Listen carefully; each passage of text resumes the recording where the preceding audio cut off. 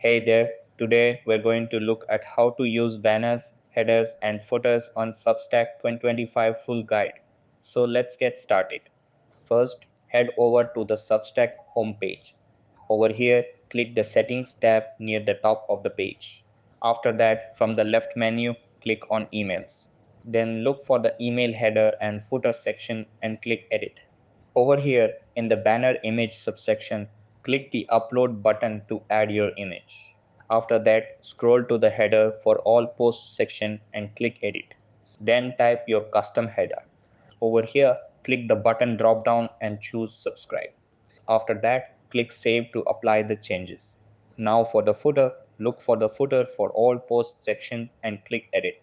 Over here, type your custom footer message. Then click the button drop down and choose Share Publication. After that, you can also select Custom if you want to personalize the button.